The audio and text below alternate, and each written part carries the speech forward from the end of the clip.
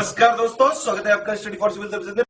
देखिए, study for civil services के छात्र हैं तो ये वाला टेलीग्राम जरूर ज्वाइन करके रखिए। यूट्यूब चैनल में हमारे साथ है तो भी ये वाला टेलीग्राम ज्वाइन करना बहुत ज्यादा जरूरी है। सारे नोटिफिकेशन, सारे अपडेट, सारे मोस्ट इंपोर्टेंट पिक्स, सारा रिवीजन सब कुछ यहाँ पे बताया जाता है। देखिए, ये हमारा एससीएस डेली क्विज चैनल है, इसमें डेली क्विज होती है, बिल्कुल फ्री में, इसको जरूर ज्वाइन कर लीजिएगा।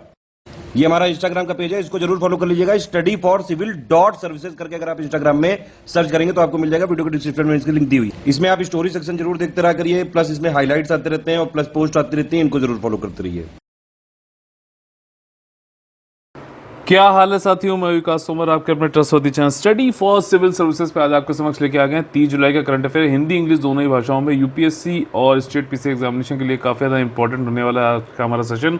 आगे बढ़ने से पहले आप लोगों को रिमाइंडर है कि यूपीएससी और ईपीएफओ के हमारे कंप्लीट पेड ग्रुप या फिर सिर्फ टेस्ट सीरीज के भी पेड ग्रुप चालू है। ज़्यादा जानकारी के लिए 8564880530 9696066089 पे आप लोग कॉल कर सकते हैं। देखिए, हमारे जो सोशल मीडिया के हैंडल्स हैं उन पे जैसे इंस्टाग्राम हो गया, study for civil dot services लिखिए आपको ये वाला फ्री चैनल मिलेगा।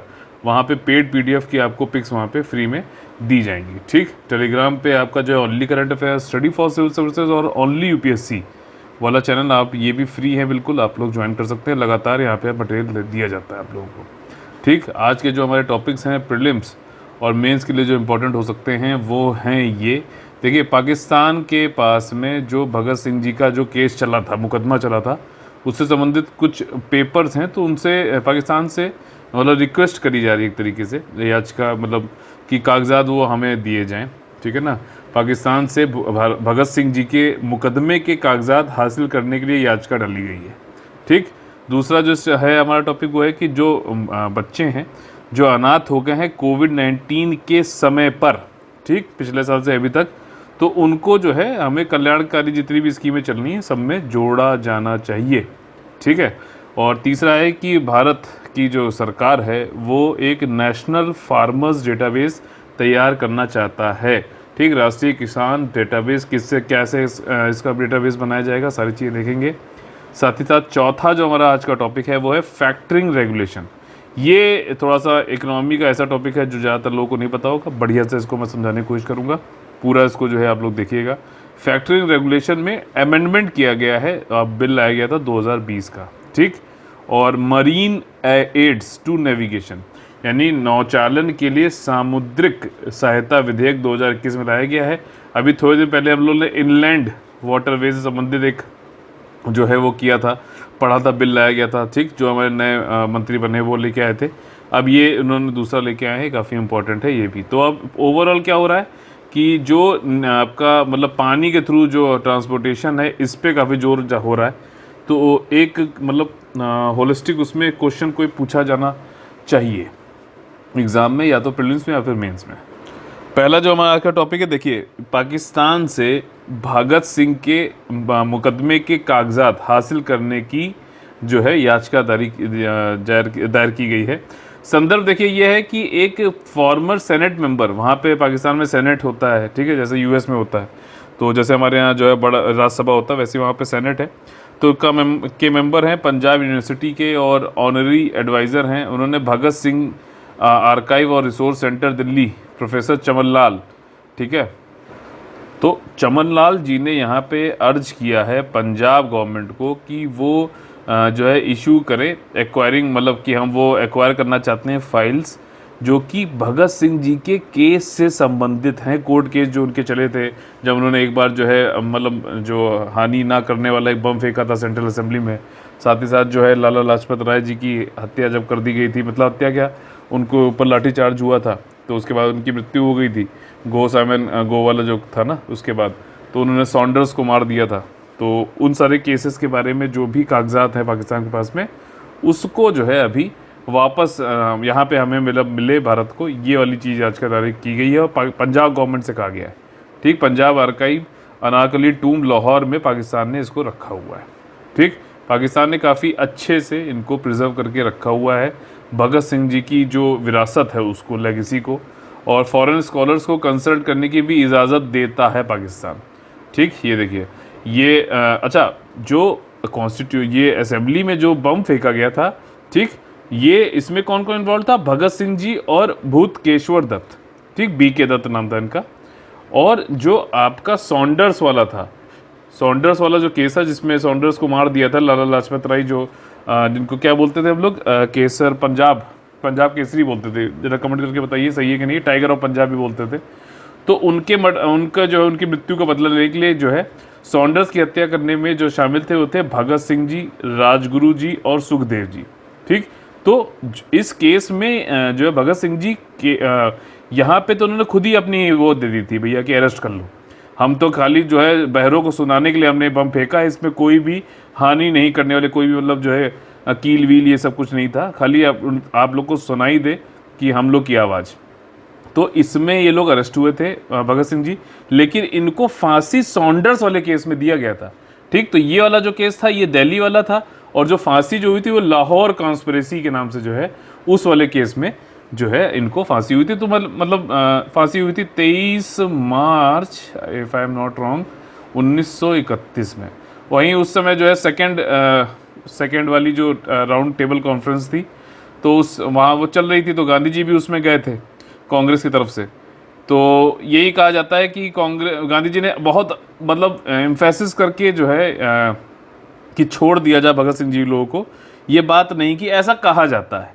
और फिर जो है ब्रिटिशर्स ने मतलब इनको 23 मार्च को 1931 को जो है ये भगत सिंह जी को शहादत देनी पड़ी। तो ये एक क्रिटिज्म रहता है गांधी जी का बहुत बड़ा कि भैया उन्होंने बहुत अच्छे से, अगर वो चाहते तो बचा सकते थे, ये वाली बात है। राउंड टेबल कॉन्फ्रेंस में जब ब्रिटिश साहब ने बैठा ही लिया था टेबल पे इंडियन को, तो जो है हमें बात करनी चाहिए थी अच्छे से।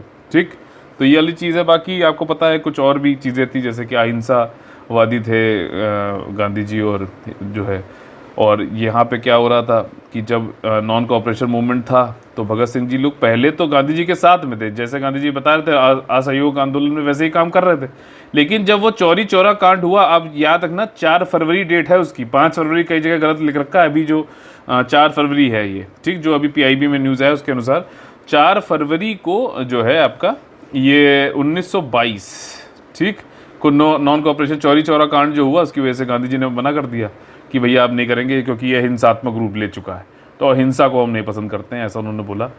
तो उसके बाद फिर जो है भगत सिंह जी और बाकी लोग जो है वो उनको लगा कि ठीक है हम लोग अपने तरीके से जो है लोग अपने भारत को कंप्लीट आज़ादी दिलाएंगे। लेकिन एक बहुत अच्छी बात है, भगत सिंह जी अलग क्यों थे बाकियों से, ये समझना बहुत ज़रूरी है। ठीक है ना, ये समझना बहुत ज़रूरी है कि किस तरीके से, जैसे बोला जाता है कि वो लोग रेवोल्यूशनरी टेररिस्ट थे। ठीक है ना, टेररिस्ट तो वर्ड यूज़ जो है पाकिस्तान, क्योंकि ये ब्रिटिशर्स ने लिखी हुई है ज़्यादातर हिस्ट्री, तो टेररिज्म का वर्ड दे दिया। I don't think that is a right word to use for this political और जो है क्रांतिकारियों के लिए, नेशनलिस्ट के लिए। खैर, तो चलिए भगत सिंह जी के बारे में थोड़ा जान लेते हैं। संधू जट थे और ये किशन सिंह के फादर का नाम था, विद्यावती इनकी माता का नाम था। जारनवाला तहसील लैलपुर डिस्ट्रिक्ट पंजाब प्रोविंस में इन्होंने जन्म लिया था, जो आज पाकिस्तान में है। और इनके जो बर्थ है, इसके साथ ही में इनके 2 अंकल थे, अजीत सिंह, सवरण सिंह, वो जेल से बाहर आ गए थे।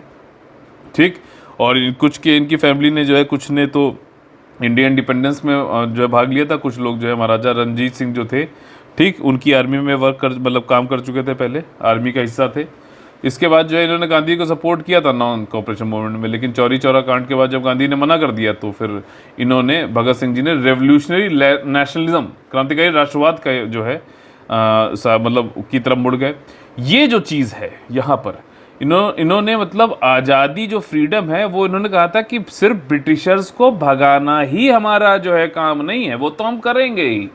उसके अलावा इन्होंने देखो जो बात कही, कितना विजनरी थे ये, मतलब ज़बरदस्त। इन्होंने कहा कि हमें आज़ादी ब्रिटिशर से तो हम लेंगे ही लेंगे, ठीक, हमें आज़ादी पॉवर्टी से भी चाहिए, ठीक, हमें आज़ादी अनटचेबिलिटी से भी चाहिए, अस्पृश्यता से भी चाहिए, हमें आज़ादी कम्युनल स्ट्राइव से भी चाहिए, सांप्रदायिक संघर्ष से भी चाहिए, हमें आज़ादी हर किसी तरीके के भेदभाव और शोषण से चाहिए। बहुत बड़ी बात है, बहुत बड़ी बात है ये। मतलब ये चीज़ ये दिखलाता है कि कितने विजनरी थे ये, ठीक। और मोस्ट सिग्निफिकेंट पार्ट जो भगत सिंह जी का था कि इन्होंने 8 अप्रैल को 1929 में इन्होंने अपना अरेस्ट खुद ही दे दिया था सेंट्रल असेंबली में, BK दत्त जी के द्वारा जो है इन्होंने के साथ में एक हार्मलेस बॉम्ब वहाँ पे फेंका था ताकि बहरों को सुना सकें। और इनका ट्रायल हुआ पहले दिल्ली बॉम्ब वाले केस में, और फिर इनको कन्विक्ट करके जो है मतलब लाइफ जीवन वाला दे दिया गया था इनको, कि जीवन भर ये जेल में रहेंगे। लेकिन फिर इनको लाहौर कॉन्स्पिरेसी, जिसमें मर्डर ऑफ सॉन्डर्स वाली जो चीज़ है,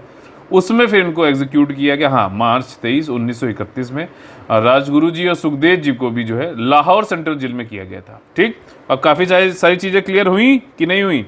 भगत सिंह जी से क्वेश्चन आएगा तो कर लोगे ना, बताओ। ठीक, अगला जो हमारा टॉपिक है वो है आपका कोविड-19 के दौरान अनाथ हुए बच्चों को कल्याणकारी योजनाओं के तहत कवर किया जाना चाहिए सुप्रीम कोर्ट। अच्छा, जीएस पेपर 2 का है, गवर्नेंस वाले से 2 का। ठीक, इसमें सुप्रीम कोर्ट ने अभी क्या है, खुद से जो है ये अलग केस उठाते हुए इन्होंने कहा कि केंद्र के द्वारा जो भी कल्याणकारी वेलफेयर स्कीम चल रही है उसमें जितने भी बच्चे अनाथ हुए हैं कोरोना वायरस के डिजीज के बाद, महामारी फैलने के बाद में, उनको सबको इंक्लूड करो।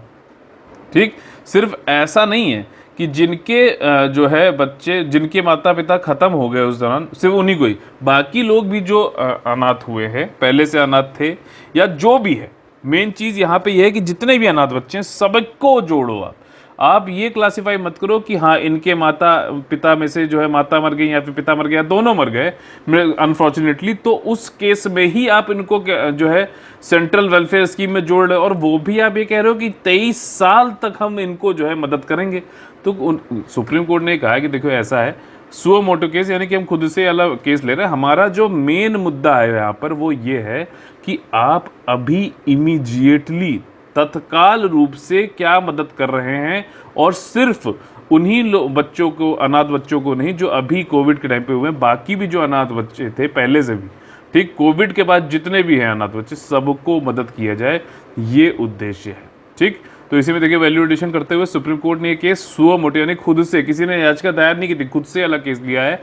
तो इसको हम क्या कह सकते हैं, न्यायिक सक्रियता कह सकते हैं, जुडिशियल एक्टिविज्म कह सकते हैं। ठीक, कि वहाँ पे जो है ये सुप्रीम कोर्ट एक तरीके से आपका जो एग्जीक्यूटिव है यानी कि कार्यकारिणी है उसको ये बता रहा है कि तुम्हें कैसे जो है गवर्नेंस या फिर सुशासन करना चाहिए। तो एक तरीके से क्या है कि जुडिशियल यानी कि न्यायपालिका जो है वो स्फीयर ऑफ एग्जीक्यूटिव के घुस के उसको नीति और योजना बनाने की बात कर रहा है, सिखा रहा है। ठीक, तो ये खुद से ले रहा है, तो उसको जो है जुडिशियल एक्टिविज्म भी बोला जाता है। अच्छा, ये जुडिशियल न्यायिक सक्रियता इसलिए बोला जाता है कि सुप्रीम कोर्ट के पास क्या है, वो खाली आदेश दे देगा और फिर अपना बैठ गया। अकाउंटेबिलिटी तो सरकार की है ना, तो ये इसके मतलब अगेंस्ट में बात हो सकती है न्यायिक सक्रियता की। दूसरी चीज़ ये है कि सरकार अगर अपना सही से काम नहीं कर रही है तो सुप्रीम कोर्ट है बिल्कुल आ सकती है अंडर आर्टिकल 142 के अंतर्गत, जो है खुद से केस लेते हुए कंप्लीट जस्टिस मतलब संपूर्ण न्याय करने के लिए जो है सुप्रीम कोर्ट केस भी कर सकती है। तो जब भी क्वेश्चन ऐसा कभी पूछा जाए, ठीक, तो आपको दोनों ही पहलू बताने हैं थर्ड पर्सन की तरीके से। आप किसी जो है किसी सुप्रीम कोर्ट के या फिर सरकार के प्रवक्ता नहीं बन जाना वहाँ पर, ठीक है ना, कि जैसे वो न्यूज़ चैनल में आजकल आता है कि वो चाहे गलत हो तब भी उसको सही बनाने में तुल गए। आप दोनों पहलू बताओ और फिर वे फॉरवर्ड निकलो, बैलेंस होना जरूरी है। ठीक है, ये नहीं होना चाहिए बिल्कुल ही जो है आपने वो कर दिया कि मतलब चाहे गलत हो तब भी आप बिल्कुल ही वो कर रहे हो, पक्ष ले रहे हो किसी का। ठीक, तो दोनों पक्ष रखना जरूरी है यहाँ पर। तो सुप्रीम कोर्ट ने यही सारी चीज़ें यहाँ पे बताई कि पीएम केयर्स वाला जो आपने सभी ऑर्फन्स को पहुँचाना चाहिए पैंडेमिक के बाद में जो भी हुए हैं, कोविड-19 मार्च 2020 के बाद से। ठीक, 2 जज थे यहाँ पे, नागेश्वर राव, अनिरुद्ध बोस जी, इन्होंने खुद से केस लिया था।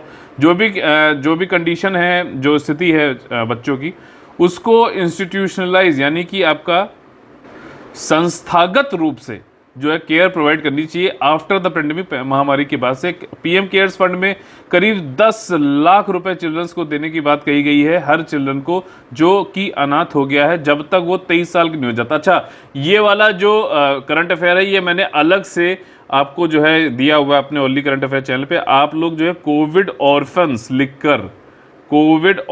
लिखकर आप सर्च करेंगे, ओनली करंट अफेयर चैनल लिख दीजिएगा यूट्यूब पर, तो आपको वाला वीडियो मिल जाएगा। ठीक, तो ये चीज़ है। उन्होंने कहा है कि सुप्रीम कोर्ट ने कि अभी क्या कर रहे हो ये चीज़ ज़्यादा जरूरी है। ठीक, उन्होंने ये भी कहा सुप्रीम कोर्ट ने कि ये इसलिए भी जरूरी है क्योंकि भारत में जो एक सम्मेलन है जिसमें कि जो बच्चों का अधिकार है उसका सिग्नेटरी भी है, इंटरनेशनल कन्वेंशन भी हमने ज्वाइन कर रखा। तो हमारा तो वैसे भी जिम्मेदारी है कि हर अनाथ का हम जो है, हमारा दायित्व है कि हमें हर अनाथ के लिए कल्याण करना है, उसका जो है संभालना, उसको देख रेख करना है। ठीक। और साथ में देखो बहुत जरूरी चीज जो कल मैं कह रहा था, आज देखिए सुप्रीम कोर्ट ने भी कही हुई है वही चीज कि भैया जो भी स्कीम लाओ वो रियल बेनिफिशियरी तक पहुंचे, जो वाकई में वास्तविक रूप से लाभार्थी है, और साथ ही साथ ये सिर्फ पन्नों पे ना रह जाए स्कीम, ये बहुत ज़्यादा जरूरी है, इसको इंश्योर करना। अनाथों के लिए कल्याण योजना बहुत महत्वपूर्ण क्यों है? देखिए 75,000 चिल्ड्रन जो है करीबन ऑर्फन हुए हैं। ऑर्फन में यहाँ पे देखिए करीबन 6,855 तो ऐसे जिनकी दोनों दुर्भाग्यवश दोनों ही माता पिता की मृत्यु हो गई है, ठीक। और कई सारे ऐसे 68,000 कुछ जिनमें से या तो किसी की माता या फिर किसी के पिताजी की डेथ हो गई है। बहुत ही दुर्भाग्यपूर्ण है, बहुत ही दयनीय स्थिति है, बहुत मतलब विद द हैवी हार्ट मैं कहना चाहता हूँ कि ये किसी के साथ भी ना हो। दुख सबकी ज़िंदगी में है, किसी के में पहले किसी के बाद में, लेकिन जो है यहाँ पे वाकई में बच्चों की मदद के लिए सरकार को आगे आना चाहिए। और सुप्रीम कोर्ट के मतलब मुझे लगता है कि उसने सही बात कही है सभी के लिए। और सुप्रीम कोर्ट ने भी कहा है कि इस तरीके के बच्चे जो हैं जो अनाथ हो गए वो ज़्यादा ससेप्टिबल है, मतलब वो ह्यूमन ट्रैफिकिंग, मानव तस्करी और इन सब के शिकार होने के ज़्यादा जो है वो है। आप सोच भी नहीं सकते कि कोई बच्चा जो अच्छी खासी एजुकेशन ले रहा था उसके माता पिता नहीं रहे तो वो क्या नशा करने लगा, या फिर मान लीजिए किसी ढाबे पे छोटू की तरह बन गया, मतलब जो है अपना चाइल्ड लेबर में चला गया। बहुत ठीक चीज़ नहीं है। तो ये बात है। बाकी बाल अधिकारों का सम्मेलन जो है convention on the rights of the child, इसमें ये कहा जाता है कि ये अंतर्राष्ट्रीय मानव अधिकार संधि है जिसमें कि सिविल, ठीक, नागरिक, राजनीतिक, आर्थिक, सामाजिक, स्वास्थ्य और सांस्कृतिक अधिकार जो है चिल्ड्रन को दिए जाते हैं। इसीलिए भारत में एक संस्था बनाई गई जिसका क्या नाम है NCPCR। इसको जो है आप लोग प्रोटेक्शन ऑफ चाइल्ड राइट्स, ठीक। ये कैसी बॉडी है बताइए, वैधानिक बॉडी है कि कॉन्स्टिट्यूशनल बॉडी है? ठीक, कमेंट करिए इसके बारे में, आप लोग को आज यहाँ पे लिखना पड़ेगा कमेंट। और CRC जो है ये 1989 में आया था, 1990 में ये फोर्स में आ गया। 20 मिनिमम जो है कंट्रीज ने इसको रेटिफाई किया था। उसके बाद रेटिफिकेशन का मतलब आप लोग को मैंने बताया हुआ है, जो भी सम्मेलन में बात हुई है, जो भी गाइडलाइंस दिए गए हैं, उसको किसी कंट्री अपने राष्ट्रीय लेवल पे एक लॉ बनाकर उसको जो है इम्प्लीमेंट करे, उस लॉ को ले आके सम्मेलन को दिखाए कि हाँ भैया हमने देखिए सारी चीज़ें जो है इंक्लूड कर ली है, उसको लगे तब वो रेटिफिकेशन कहलाता है। भारत ने भी ऐसे ही रेटिफिकेशन किया, जैसे मैंने आपको बताया। NCPCR जो है एक संस्था भी बनाई है, वो इसी के लिए है कि जो चिल्ड्रन के राइट्स हैं उनको जो है उनको पहुंचाया जाए, चिल्ड्रंस के लिए हमेशा उनका उल्लंघन ना हो, ठीक, उनका प्रमोशन भी हो। इंडिया ने रेटिफाई कर लिया था UNCRC को 11 दिसंबर 1992 में, यानी कि ये फाउंडिंग मेंबर नहीं है, ठीक। सारे प्रिंसिपल उन्होंने मान लिए थे, कुछ प्रिंसिपल्स को छोड़ के जो कि जो है बाल श्रम से संबंधित है, चाइल्ड लेबर से, क्योंकि जो इंटरनेशनल कन्वेंशन है उसमें तो 18 साल तक जो है वर्क करने से मना करता है। लेकिन इंडिया में क्या है कि 14 के बाद 14 से 18 तक के बीच में जो बच्चे हैं उनको चाइल्ड लेबर का कुछ जो है बिल्कुल मना नहीं है, इसलिए जो है चाइल्ड लेबर संबंधित वाली चीज़ों को नहीं किया गया है, मतलब उसको नहीं माना गया है। अच्छा बताइए कि चाइल्ड जो लेबर है उससे संबंधित भारतीय संविधान में कौन सा अनुच्छेद है, आर्टिकल है, ठीक। अगला जो हमारा टॉपिक है राष्ट्रीय किसान डेटाबेस बनाने की सरकार की योजना है, GS पेपर 3 का है ये पार्ट। अब यहाँ पे सरकार ने ये कहा है कि हम नेशनल फार्मर डेटाबेस बनाएंगे, और अभी शुरुआत में जिनके नाम पे भूमि है उन्हीं को ही इस रिकॉर्ड में जोड़ा जाएगा। जो भी डिजिटाइज्ड हो गए हैं लैंड रिकॉर्ड्स उसको जोड़ दिया जाएगा। मान लीजिए आपके नाम पे कोई ज़मीन है, आपको जो है इस डेटाबेस में जोड़ दिया जाएगा। और इसकी वजह से एम गवर्नमेंट का ये है कि जो है आपको बढ़िया से बढ़िया आपकी इनकम बढ़ाई जाएगी। पूरा बिल्कुल सारांश में यहाँ पे बता दे रहा हूँ, इनकम बढ़ाई जाएगी, आपको सारे अच्छे तरीके से दक्षतापूर्ण फुल एफिशिएंसी के साथ में जो गवर्नमेंट की स्कीम्स हैं एज ए कृषक आप तक पहुँचाई जा सके, उसके लिए भी ये डेटाबेस बहुत लाभकारी होने वाला है। साथ ही साथ जितनी भी चीज़ें एग्रीकल्चर में जो भी प्रॉब्लम्स है जो फार्मर्स फेस करता है उसके बारे में क्या उसको योजना के लाभ होने चाहिए और क्या जो है चैलेंजेस हैं इस फार्मर डेटाबेस में आने के बाद में, उसको और बेहतरीन से स्कीम बताई भी जा सकती हैं और चैलेंजेस को ख़त्म भी किया जा सकता है। साथ ही साथ आमदनी बढ़ाकर गरीबी भी मिटाई यहाँ पे जा सकती है। तो ये उद्देश्य है आपका नेशनल फार्मर्स डेटाबेस का। इसमें मदद ली जाएगी आपका मिनिस्ट्री ऑफ इलेक्ट्रॉनिक्स की भी, और इसमें टारगेटेड सर्विस डिलीवरी मतलब हो जाएगी, फार्मर्स को दिया जाएगा।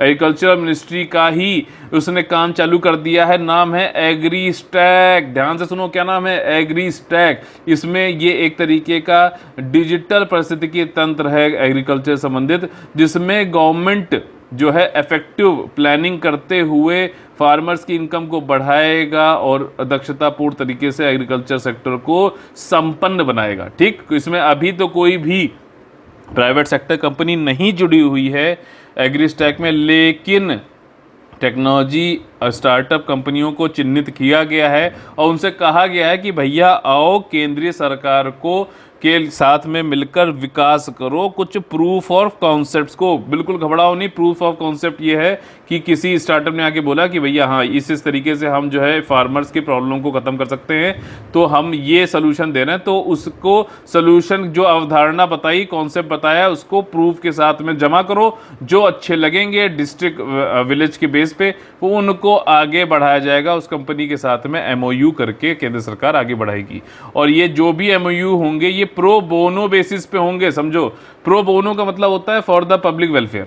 ठीक है, ये प्रो बोनो एक जो है मेरे ख्याल से शायद फ्रेंच वर्ड है, फॉर द पब्लिक वेलफेयर होता है। इसमें यह है कि जो कंपनियां अगर यहाँ पे प्राइवेट वाली आ रही तो वो प्रॉफिट के लिए नहीं है। ठीक, ये वाली चीज़ है। और उनको एक साल में पीओसी यानी कि आपका प्रूफ ऑफ कॉन्सेप्ट यानी कि अवधारणा वाला का प्रूफ के साथ में कॉन्सेप्ट को जमा करना होगा, बताना होगा। ठीक, और सोल्यूशन को ये पीओसी जो है हेल्प करेगा, क्या क्या सोल्यूशन है, क्या क्या डेटा के अनुसार, और उसके साथ में जो है राष्ट्रीय लेवल पे फार्मर्स को बेनिफिट पहुंचेगा। इस जो एम जो उपरोक्त पहल का यानी कि नेशनल फार्मर डेटाबेस बन रहा है, इसकी जो उद्देश्य है वो ये है कि इनिशिएटिव फार्मर की इनकम को बढ़ाना है। पहली बात तो है, बहुत टाइम से चल रही है। साथ ही साथ डेटा के साथ में मिलते हुए सोल्यूशन को ढूंढना है। स्टेट्स जिन्होंने ऑलरेडी इस तरीके का कोई सिस्टम बना रखा है तो हम उनको नमस्कार करते हैं, उनको जो है बढ़िया मानते हैं और उसके ऊपर कुछ ना कुछ जो है उनके और सुधार करने की कोशिश करेंगे। ठीक, ऐसा केंद्र सरकार कह रही है।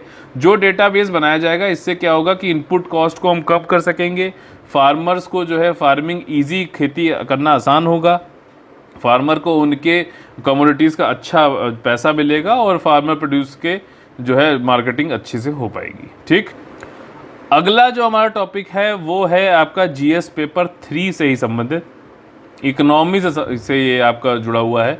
यहाँ पे जो आपका ये है चीज़ फैक्टरिंग रेगुलेशन अमेंडमेंट बिल 2020, संदर्भ समझ लेते हैं फिर ये पूरी चीज़ समझेंगे क्या है। देखिए, फैक्टरिंग रेगुलेशन बिल जो है एक्ट जो है 2011 में आया था। ठीक, अब उसमें अमेंडमेंट किया जा रहा है। ठीक, यहाँ तक बात समझ में आई। अच्छा, फैक्टरिंग रेगुलेशन जो होता है उसमें सीधी सी बात यह है कि एक है बड़ी कंपनी और दूसरी है कई सारी छोटी कंपनी। नहीं समझ में आया? देखो, एक है मारुति सुजुकी जो कार बनाती है पूरे इंडिया में, आप सबको पता है, लेकिन इसको कई सारी छोटी छोटी कंपनियां नट बोल्ट टायर रबड़ ये सब प्रोवाइड करती हैं। छोटी छोटी एमएसएमई कंपनियां देती हैं, सप्लाई करती हैं कई सारे सामान। अब यहां पर क्या होता है, सप्लाई करने पर जो है इनको मारुति ने ले लिया, मान लीजिए कहा कि तुम यार नट बोल्ट भेज दो मुझे 1 करोड़, बात समझना, बहुत ही मजेदार एग्जाम्पल के साथ समझा रहा हूं, 1 करोड़ नट बोल्ट भेज दो और 1 करोड़ का जो है तुम 2 करोड़ रुपया हम तुमको दे देंगे कुछ टाइम के बाद, तुम भेजो। अब यहां पे क्या होता है, इस कंपनी XYZ ने नट बोल्ट दिए भेज मारुति को, अब नट बोल्ट भेज दिए, इन्होंने इनको एक इनवॉइस दे दी। अब ये ट्रेड रिसीवेबल है, समझना, जैसे परचून की दुकान पे आपने बिस्किट जो है रिसीव कर लिए लेकिन अभी पैसे नहीं दिए हैं, तो वैसे ही है यहाँ पे मारुति ने जो है नट बोल्ट रिसीव कर लिए और ट्रेड रिसीवेबल दे दिया इनको, जो है आपका XYZ कंपनी को। अब इसके पास अभी लेकिन पैसे नहीं आए हैं, ये ट्रेड रिसीवेबल आ गया। अब इसको जो है पैसे कई बार ऐसा होता था कि डिले होता था, पैसा टाइम पे मिलता नहीं था। मान लीजिए पैसा चाहिए इसको 1 महीने में, इनको पैसा मिल रहा 6 महीने में। छोटे उद्योग हैं भैया, खत्म हो जाएंगे, तो उनको बचाने के लिए एक स्कीम निकाली गई। ये इस एक्ट के अंतर्गत ये था कि जो ट्रेड रिसीवेबल है, आप किसी एक जो है पर्सन को, कई सारे जो है नॉन बैंकिंग फाइनेंशियल कंपनीज जो है, अब इसको अब नए वाले अमेंडमेंट में इनको भी जोड़ दिया गया है, उनके पास या फिर और भी जो संस्थाएं हैं उनको आप ये TR दे दो, ट्रेड रिसीवेबल दे दो। ठीक, वो कहेंगे अच्छा भैया तुम्हारा ये 2 करोड़ रुपए का था, वो कहेगा हम क्यों लें, क्यों हम लें तुमसे, ये पैसा हमको मिलेगा ये क्या पता हमें। तो कहेगा XYZ वाला ही बोलेगा अरे भाग्यवान, एक काम करो, तुम ज़्यादा चिकन चिकन मत करो, तुम 2 करोड़ की जगह मुझे 1 करोड़ 80 लाख दे दो, तुम्हें जब वो 2, 3, 4, 5, 6, 10 महीने बाद जब भी दे, अगर तुमको सही लगता है तो तुम 1 करोड़ 80 लाख रुपए मुझे दे दो, और तुम ये भैया TR रखो, तुम मारुति से 2 करोड़ रुपया ले लेना। तो ये चीज जो है इसको फैसिलिटेट जल्दी से XYZ जो माइक्रो स्मॉल मीडियम एंटरप्राइज है उसको पैसा मिल जाए, और साथ ही साथ बीच वाला जो आया जिसको ये ट्रेड, उसको मान लीजिए वो रख सकता है भाई, टाइम है उसके पास, उसको जो है भैया 5, 6, 10 महीने बाद हो सकता है 20 लाख रुपए ऊपर मिल गए, अभी इसको मिल गए, सब लोग बिल्कुल चंगा सी। तो ये वाली बात है, इसीलिए ये स्कीम लाई गई, इसको इसी को ये फैक्टरिंग रेगुलेशन कहते हैं। और इसी में ही एक और स्कीम आई थी जो जिसमें मतलब पोर्टल बनाया गया था, ट्रेड रिसीवेबल ई डिस्काउंटिंग सिस्टम पोर्टल। ये इतनी आसान तरीके से मेरे ख्याल से अभी तक आपने जब भी पढ़ा होगा तो नहीं समझ में आया होगा, अब जाकर आपको अगर समझ में आ गया, एक बार और पढ़ लेना, फिर देखो कितने मजे में बिल्कुल झमाझम समझ में आएगा इसको। ठीक, तो ये ट्रेड्स पोर्टल बनाया गया था, तो इसी पोर्टल पे MSME सब जुड़ जाते थे, जो लोग खरीद रहे हैं, जैसे ये आपका जो है NBFC हो गए, वो भी जुड़ जाते थे, और फिर ये ट्रेड रिसीवेबल लेके, इस वाले एग्जाम्पल से आपको समझ में आ गया कि इनको जो है पैसा आसानी से मिल जाता था, और ये जो है मारुति से बाद में 2 करोड़ रुपया ले लेते थे जब वो देता था। तो यही वाली चीज थी आपका। निर्मला सीतारमण जी ने जब अमेंडमेंट किया इस वाले में, तो उन्होंने कहा देखिए उद्देश्य सही था पहले भी कि डिले होता था पेमेंट मिलने में, और जो है लिक्विडिटी नहीं रहती थी, छोटे जो माइक्रो स्मॉल आपका मीडियम एंटरप्राइजेस हैं, जो भी आपके सूक्ष्म लघु और मध्यम उद्योग है, उनको नहीं मिलता था। लेकिन ये प्रॉब्लम फिर भी बनी रही, और इसीलिए हम चेंज कर रहे हैं इसमें कई सारी चीजें, और ताकि जो है उनको आर्थिक और जो वित्तीय स्थिरता है, जो छोटे उद्योग हैं उनकी बनी रहे। ये किस बिल पे जो है इन्होंने ये बिल लाए हैं, किस कमेटी की रिकमेंडेशन पे? यूके सिन्हा, याद रखना, यूके सिन्हा जी। ठीक, ये फैक्ट है, इसको ध्यान रखना। अब यहाँ पे 2 सितंबर 14, 2020 को लोकसभा ने फिर ये कमेटी को भेजा था, स्टैंडिंग कमेटी। अच्छा, 2 तरीके की कमेटी होती है, एक होती है एडहॉक कमेटी और एक होती है स्टैंडिंग कमेटी। दोनों में कंपेयर करो, बताओ, कमेंट करो। ठीक, साथ ही साथ उन्होंने यहाँ पे कहा कि इसी सिस्टम को मॉनिटर करने के लिए गवर्नमेंट ने जो है एक MSME समाधान भी बनाया था।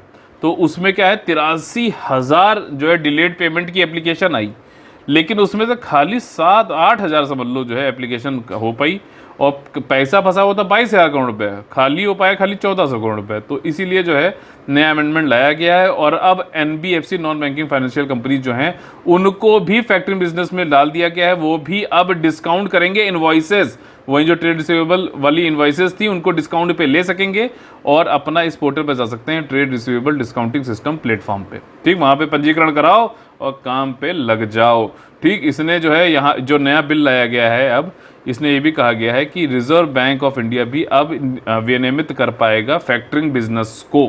ठीक, फैक्टरिंग बिजनेस को विनियमित कर पाएगा। फैक्टरिंग बिजनेस जैसे मैंने आपको बताया आसान भाषा में, वो उससे समझो ये एक तरीके का बिजनेस होता है जिसमें एंटिटी एक्वायर कर लेता है receivables of the entire of the another entity. ठीक, ये कौन एंटिटी थी? XYZ वाली कंपनी थी।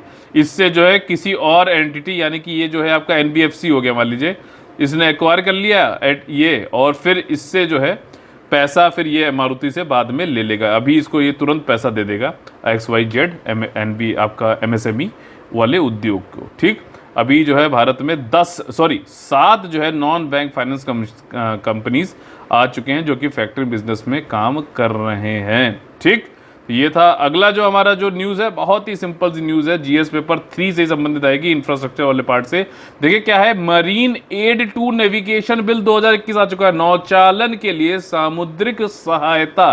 देखिए क्या होता है कि पहले आप लोगों ने देखा होगा कि लाइट हाउस बने रहते थे, ये सब पानी है यहाँ पर। ठीक, शिप आते थे, लाइट हाउस में जो है लाइट घूमती रहती थी ऐसे करके, तो लोग जो कई दूर से भी मान लीजिए देखा उन्होंने, अच्छा ये यहाँ पे, तो यहाँ चले आ रहे हैं, उनको पता है कि यहाँ पे पोर्ट वोट है। तो इसी तरीके से क्या है कि नौचालन यानी कि नेविगेशन के लिए अब जो पहले लॉ था वो भाई साहब 1927 का है, जिसका नाम ही है लाइट हाउस एक्ट।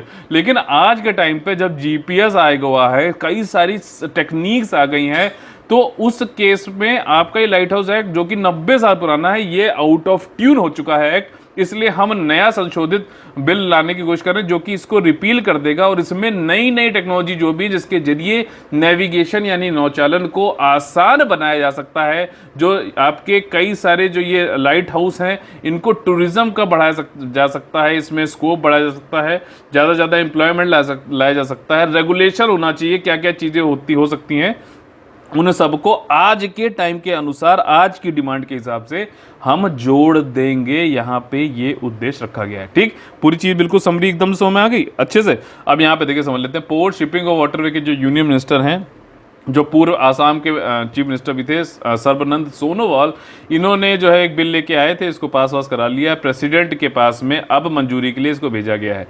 90 साल पुराना लाइट हाउस एक्ट जो है इसको रिपील कर दिया जाएगा और अब जो नए नए टेक्नोलॉजी आ चुकी हैं, डेवलपमेंट आ चुकी हैं, प्रैक्टिसेस आ चुके हैं, उसको इसमें इंक्लूड किया जाएगा। पृष्ठभूमि यही है कि जब देश आज़ाद हुआ उससे पहले लाइट हाउस एक्ट के अंतर्गत भारत में सिर्फ 32 लाइट हाउस थे, वो भी कई कई जगह। ये गल्फ ऑफ एडन बताइए कहाँ पर है, कौन मतलब किस दो कंट्रियों के, मतलब किस गल्फ ऑफ एडन को कौन कौन सी कंट्रीज जो है वो करती हैं, मतलब आपको बॉर्डर करती हैं, ये बताइए।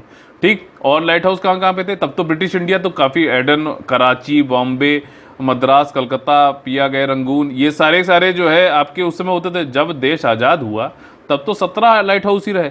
उसके बाद आज देखो तो भैया शिपिंग इंडस्ट्री इतनी बढ़ चुकी है, 195 तो लाइट हाउस है। इसके अलावा कई सारे एडवांस डिजिटल और जो है एडवांस रेडियो सिस्टम हमारे बन चुके हैं नेविगेशन के लिए। ठीक, तो हमें ये ज़रूरत थी कि हमें नया एक्ट बनाना पड़ेगा, जिससे कि जो अभी के आज के टाइम पे जो डिमांड है इतनी, अरे यार पहले जाती थी 1, 2, 10 होती थी, अब तो 110 लाख जा रही हैं, तो कितना ज़्यादा जो ट्रैफिक वैफिक हो गया इन सबको निपटने के लिए। और साथ ही साथ जो अंतर्राष्ट्रीय सम्मेलन है उनका अनुपालन करने के लिए भी हमें ये नया बिल लाना पड़ा है। ठीक, जैसे कि अनक्लॉज के बारे में मैंने आप लोगों को पहले भी बताया हुआ है। United Nation convention on laws कानून of seas, laws on seas. ठीक है, बेनिफिट देखें यहाँ पे यही है कि जो वेसल ट्रैफिक्स है, जो मतलब नाव वाव ये सब होते हैं, और जो मरीन समुद्र में जो नेविगेशन नौचालन होता है, इनको बहुत दक्षतापूर्ण जो है प्रभावशाली किया जा सकता है, इफेक्टिव फंक्शन इनकी हो पाएगी। कुछ बेनिफिट जो यहाँ पे बताए गए हैं, जो लाभ होंगे उसमें से देखिए यहाँ पर यह है कि भैया लीगल फ्रेमवर्क मिल जाएगा, कैसे हम नेविगेशन देंगे, क्या सारी चीज़ें हैं वो सब मिल जाएगा। मान लीजिए कोई नाव है, उसको अगर वो चीज़ उसने कोई गलती करी, तब भी अगर लॉ नहीं होगा तो कैसे उसको पनिशमेंट दे पाओगे। या फिर कोई नाव है, उसकी गलती नहीं थी, वहाँ सामने वाले ने, सरकार के जो एडमिनिस्ट्रेशन है उसने ढंग से काम नहीं किया, तो वो किसके पास जाएगा, तो लॉ तो होना चाहिए ना। तो पहली बात तो ये हो गया। दूसरा ये कि प्रबंधन जो है वेसल ट्रैफिक सिस्टम का, उसमें सेफ्टी, दक्षता और ये और इन्वायरमेंट को प्रोटेक्ट भी करना, ये सारी भी चीज़ें ध्यान रखी जाएंगी इस लॉ के अंतर्गत। स्किल का मतलब जो कौशल है उसको विकास किया जाएगा, ट्रेनिंग, सर्टिफिकेशन, ये सारी जो है चीज़ें जो है प्रशिक्षण, प्रमाणन, ये सब कुछ दिया जाएगा वेसल ट्रैफिक सर्विसेज के लिए इंटरनेशनल स्टैंडर्ड के अनुसार। साथ ही साथ ऑडिटिंग और एक्रेडिशन यानी कि लेखा परीक्षा और प्रत्यायन होगा इंस्टीट्यूट का, जो भी ट्रेनिंग और सर्टिफिकेशन प्रोवाइड करेंगे। ऐसे ही नहीं कुछ भी कोई बल देगा, जाओ बेटा तुम बन गए जेंटलमैन। आपको ये सब जो है, जो भी एक्रेडिटेशन ऑडिटिंग ये सब करेगा, उस इंस्टीट्यूट के भी जो है लेखा परीक्षा और प्रत्यायन होगा। साथ ही साथ रैक कई जगह होता है, टूट फूट जाती है, जो कई सारी डूब जाती है जो आपकी नाव है, तो वो उनकी जगह बताना ताकि उनसे लड़वड़ ना जाए, एफिशिएंट नेविगेशन हो सके। ये सारी चीज़ें भी इसमें प्रावधान किए गए हैं। साथ ही साथ वो जो लाइट हाउस था, पिक्चर देखिए, गुमनाम है, कोई गाना जरूर सुना होगा आप लोगों ने, उसमें लाइट हाउस जो समुद्र के पास में जलता रहता है, तो आज के टाइम पे वो भूत बंगले ना बन पाएँ, उनसे हम लोग क्या करें, उनको डेवलप करें, उनको विकास उनका किया जाए लाइट हाउस का, वहाँ पे एजुकेशन, ताकि उनसे एजुकेशन, संस्कृति, कल्चर, टूरिज्म जो है का स्कोप बढ़ाया जा सके कोस्टल रीजन में, ये वहाँ की इकोनॉमी के लिए। तो इसमें के भी प्रावधान इसी बिल में रखे जाएंगे। ठीक, 30 जुलाई को daily UPSC main GS answer writing free practice अब चालू है, फिर से रोज मिलेगा क्वेश्चन, बिल्कुल चिंता मत करना। ठीक, बिल्कुल मिलेगा, जिसको करना है वो करेगा, और अभी नहीं भी है तो ये क्वेश्चन तो रहेंगे ही ना यार, बाद में प्रैक्टिस कर लेना प्रीलिम्स के बाद। प्रीलिम्स पे भी फोकस बढ़ा दो, ये मेरा थोड़ा सा एक उद्देश्य था कल, तो ये बात है। ठीक, क्वेश्चन नंबर 74 जो है आज का, ये है कि किसान का डेटाबेस कृषि की समस्याओं को हल करने में कैसे मदद करेगा। बहुत ही स्ट्रेट फॉरवर्ड क्वेश्चन है। ठीक, how farmers database is going to help in resolving the problems of agriculture. काफ़ी, जिसको आप लोग आराम से लिख सकते हो, क्वेश्चन तो स्ट्रेट फॉरवर्ड है, लेकिन बहुत अच्छे तरीके, बिल्कुल ऐसे मत नहीं रखना, टू द पॉइंट, ज़्यादा से ज़्यादा जो है डायमेंशंस कवर करने की कोशिश करना। और हम लोग आ गए अपने फेवरेट सेक्शन में जिसका नाम है कौन बनेगा आईएएस से। इसमें किस तरीके से क्वेश्चन एमसीक्यू वाले ऑब्जेक्टिव टाइप के करने चाहिए कंप्लीट, उस चीज़ को हम लोग समझते हैं। देखिए, juvenile justice care and protection of child amendment bill अभी लाया गया है, उससे संबंधित कौन से जो स्टेटमेंट है ट्रू है। देखिए, जुवेनाइल जस्टिस वाला जो ये एक्ट था पहले, इसमें दो चीज़ें होती हैं। एक होती है जुवेनाइल जो डेलिंक्वेंसी, यानी कि कुछ ऐसे जुवेनाइल होते हैं जो नशे वृत्ति में, रेप मतलब इस टाइप के जो लोग हैं जो क्राइम करने लगते हैं, उनको जो है सही किया जाता है, ठीक, आपका चिल्ड्रन कोर्ट वो सही चीज़ होती है। दूसरा होता है कि जो बच्चे जैसे कुछ अनाथ हो गए हैं या फिर जो भी और भी है जिनको चिल्ड्रन इन नीड वाली जो बात है, तो उनको प्रोटेक्शन होम, उनको जो है वहाँ पे घर वर में रखा जाता है जो सरकार के द्वारा चलाए जाते हैं, तो उनसे संबंधित है। तो अभी ये नया बिल लेके आया गया है, तो उससे संबंधित कुछ स्टेटमेंट दिए गए, आप लोग बताना। अब देखिए, यहाँ पे अथोराइज किया गया डिस्ट्रिक्ट मजिस्ट्रेट जो है, साथ ही साथ एडीएम को भी, कि वो एडॉप्शन मतलब स्पीडी जो भी केसेस वेसेस होते हैं उनको जल्दी से निपटान उनका किया जाए, साथ ही साथ जवाबदेही भी बढ़ाई जाए, ठीक। तो इसके लिए जो है एडीएम और जो है एडीएम की यहाँ पे बढ़ाया गया है इनका रोल। साथ ही साथ इस अमेंडमेंट किया गया है 2015 वाले juvenile justice care and protection act, बच्चों की देखभाल और संरक्षण अधिनियम 2015 में संशोधन किया गया। क्या स्टेटमेंट सही है कि नहीं है बताइए। और इसके अनुसार अमेंडेड प्रोविजन जो है वो चाइल्ड केयर इंस्टीट्यूशन, ठीक, जो चाइल्ड केयर इंस्टीट्यूशन जैसे मैंने आप लोग बताया, वो उनको रजिस्टर्ड जो होंगे वो तभी हो पाएंगे जब सिफारिश की जाएगी डिस्ट्रिक्ट मजिस्ट्रेट के द्वारा, यानी कि उनको चेक वेक करेंगे, सही काम वाम कर रहे हैं तो ठीक है, नहीं तो उनको हटा दिया जाएगा। ये वाली चीज़ देखिए, यहाँ पे सारे ही स्टेटमेंट एकदम बिल्कुल परफेक्टली करेक्ट है। पार्लियामेंट ने अभी ये पास कर दिया है juvenile justice care and protection, ठीक, चिल्ड्रन अमेंडमेंट बिल 2021 अभी पार्लियामेंट से पास हुआ है, प्रेसिडेंट की एसेंट नहीं मिली है। डिस्ट्रिक्ट मजिस्ट्रेट अब जो है आपका स्वतंत्र रूप से जो है इवैल्यूएट मूल्यांकन कर पाएंगे कि किस तरीके से डिस्ट्रिक्ट चाइल्ड प्रोटेक्शन यूनिट जो है, चाइल्ड वेलफेयर कमेटी जो है, जुवेनाइल जस्टिस बोर्ड जो है, चाइल्ड केयर इंस्टीट्यूशन जो है, वो किस तरीके से काम कर रहे हैं, ठीक। और साथ ही साथ इसका एक ये भी उद्देश्य है कि जो डिस्ट्रिक्ट मजिस्ट्रेट साहब हैं, इनको जो है इनके ऊपर काफ़ी जो है रिस्पॉन्सिबिलिटी, जिम्मेदारी आपका care and protection of vulnerable जो बच्चे, जो मतलब कमज़ोर बच्चे हैं, उनकी देखभाल में जो है कोई कमी ना हो, उसके लिए भी डिस्ट्रिक्ट मजिस्ट्रेट के ऊपर जो है दायित्व सौंपा गया है, आपका जिम्मेदारी सौंपी गई है, ठीक। और ये क्वेश्चन बहुत सिंपल सा है, करंट अफेयर का है। देखिए, बसवराज बोमई जो है एक से संबंधित कुछ यहाँ पे स्टेटमेंट दिए गए हैं। बसवराज बोमई उत्तराखंड के नए मुख्यमंत्री बन गए हैं, बताइए सही है कि गलत है। वह राजनीतिक रूप से प्रभावशाली लिंगायत समुदाय से संबंधित है। अगर आपने ये वाला नहीं पता तो आपको ये तो जरूर पता होगा, और दोनों में से कोई ना कोई एक तो गलत होगा, आपको ये समझ में आ जाएगा। वह आपका जो है शिगांव से 3 बार विधायक और 2 बार एमएलसी रहे हैं, ठीक। तो देखिए, यहाँ पे पहला वाला स्टेटमेंट गलत है, एक्चुअली कर्नाटका से हैं बसवराज बोमई, ठीक, और नए चीफ मिनिस्टर कर्नाटका के बने हैं। और इनको जो है राज्यपाल थावरचंद गहलोत जी ने जो है ओथ शपथ ग्रहण कराई थी। ये 23वें चीफ मिनिस्टर हैं कर्नाटका के। देखिए, एक एसआर बोमई केस है सुप्रीम कोर्ट का, बहुत ज़्यादा इंपॉर्टेंट है, आप लोग कमेंट करके बताना है कि ये किससे संबंधित थे और इसमें किस चीज को बेसिक स्ट्रक्चर का, यानी कि भारतीय संविधान के मूल संरचना का दर्जा दिया गया था सुप्रीम कोर्ट के द्वारा। इसी के साथ में हम लोग का आज का सेशन यहाँ पे खत्म होता है। अगर आप लोगों को पसंद आया तो प्लीज लाइक का बटन तोड़िए और ज्यादा लोगों को शेयर और सब्सक्राइब करवा के जोड़िए। ये जिम्मेदारी है नैतिकता के तौर पर आपकी, कि अगर मैं आपके लिए मोटिवेटेड रहता हूँ तो आप लोग हमारा मोटिवेशन भी बढ़ाइए जरूर, ठीक। तो ये वाली चीज़ है। देखिए, ईपीएफओ और यूपीएससी कि हमारे जो है कंप्लीट पीएड ग्रुप या फिर टेस्ट सीरीज का पीएड ग्रुप चालू है। ज़्यादा जानकारी के लिए 8564880530 9696060889 पे कॉल करके आप लोग जो है ले सकते हैं। जिसका भी प्रीलिम्स नहीं निकला है कई बार से या फिर कोशिश कर रहा है, यहाँ पे पर्सनल गाइडेंस किया जाता है, पूरा डाउट डिस्कशन, यहाँ पे डाउट जो है डिस्ट्रक्शन किया जाता है, कंटिन्यूस हैंड होल्डिंग एक्सरसाइज है, पूरा रिफॉर्म करा देंगे, आपकी जो है सारी गलतियाँ पहले सुधरवा देंगे एग्जाम से पहले, ठीक। तो चलिए, कल फिर से मुलाकात होगी सुबह 10 बजे, तब तक के लिए लेते हैं आप लोग से अलविदा। जय जय Bharat, all the very best है। वंदे वंदे मातरम। सुरक्षित रहिए, खूब पढ़ते रहिए।